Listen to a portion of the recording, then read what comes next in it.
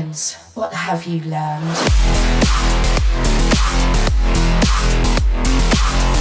Apa itu kecerdasan buatan AI?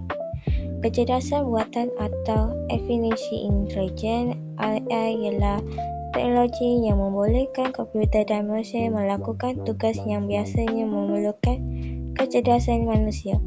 AI boleh belajar daripada data, mengenal pasti corak, membuat ramalan, penyelesaian masalah dan membuat keputusan. AI tidak mempunyai perasaan seperti manusia, tetapi dia boleh belajar melalui data yang banyak. Semakin banyak data yang diterima, semakin banyak prestasinya. Bagaimanakah AI berfungsi? Secara ringkas, AI melalui beberapa langkah. Pengumpulan data, contohnya gambar, suara, video atau teks. Menganalisis data, AI mencari corak dalam data tersebut. Belajar dari data, AI menggunakan kaedah seperti machine learning untuk meningkatkan ketepatannya. Memberikan keputusan, AI menjawab soalan, mengenal pasti objek atau membuat cadangan. Sebagai contoh, apabila anda menaik di telefon, AI akan belajar perkataan yang sering anda gunakan dan cadangkan perkataan seterusnya. Jenis-jenis AI. AI seperti AI yang direka untuk satu tugas tertentu. Contoh GPT, Siri, Google Assistant, Google Translate. Ini ialah jenis AI yang paling banyak digunakan harian. AI umum. AI yang mampu melakukan pelbagai tugas seperti manusia. Setakat ini, AI masih dalam peringkat penyelidikan dan belum wujud secara meluas. Teknologi yang digunakan dalam AI. Machine learning mempelajari mesin. AI belajar daripada data tanpa diprogram secara terperinci.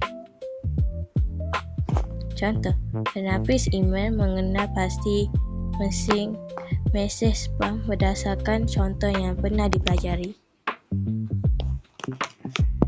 Menggunakan rangkaian neutron yang meniru cara otak manusia memproseskan maklumat, digunakan dalam pengecaman wajah, kereta pandu sendiri, menjanaan gambar AI. NLP membolehkan komputer memahami bahasa manusia, digunakan dalam GPT, Google Translate, chatbot khidmat pelanggan. Computer vision membolehkan komputer melihat dan memahami imej atau video,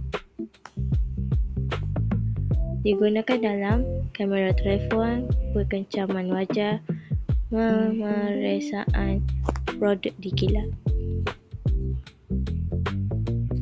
Penggunaan AI dalam kehidupan harian. Pendidikan membantu pelajar untuk ulang kaji, menjelaskan topik yang sukar, menterjemahkan bahasa, menyemak tata bahasa. Kesihatan membantu doktor mengasah penyakit melalui imbasan, memantau keadaan pesakit, membantu menghasilkan ubat baharu. Pengangkutan. Google Maps memiliki laluan terpantas, kereta moden mempunyai sistem bantuan pemanduan, pembangkang mengesan tracing yang mencurigakan, mengurangkan penipuan dalam talian, chatbot membantu pelanggan. Perniagaan, pengurus stok, menganalisis jualan, memberi cadangan produk daripada pelanggan. Hiburan, Netflix mencadangkan filem, Fox TV mencadangkan lagu, YouTube mencadangkan video yang mungkin anda suka. Kelebihan AI, menjimatkan masa, bekerja 24 jam tanpa rehat, mengurangkan kesilapan manusia dalam tugas tertentu, membantu membuat keputusan berdasarkan data, meningkatkan produktiviti, membantu pelajaran menjadi lebih menarik. Kekurangan AI. Setengah pekerja mungkin berubah atau digantikan oleh otomasi. AI boleh membuat kesilapan jika data yang digunakan tidak tepat. Risiko penyalahgunaan maklumat dan privasi. Kos pembangunan AI yang tinggi. Penggunaan boleh menjadi terlalu bergantung kepada AI. Cabaran AI. Etika. Bagaimana memastikan AI digunakan secara adil? Privasi. Bagaimana melindungi data penggunaan? Kesilapan. Bagaimana mengelakkan AI digunakan untuk tujuan jenayah? Bias. AI boleh menghasilkan keputusan yang tidak adil jika data melatihannya berat sebenar. AI dan masa depan.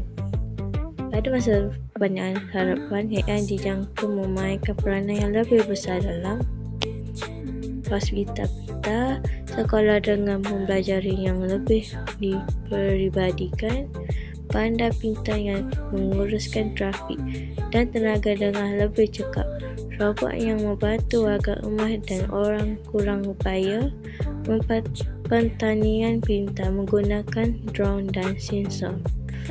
Pengurusan alam sekitar seperti pengesahan kebakaran hutan dan banjir lebih awal. Kesimpulannya, kecerdasan buatan AI ialah salah satu teknologi paling penting pada abad ke-21. AI telah membantu manusia dalam pendidikan, kesihatan, perniagaan, pengangkutan dan banyak lagi. Walaupun AI menawarkan pelbagai manfaat, penggunaan perlu disertai dengan tanggungjawab, etika dan perlindungan privasi. Dengan penggunaan yang bijak, AI mampu meningkatkan kuantiti hidup dan membantu penyelesaian berbagai cabaran masa depan. Sekian, terima kasih.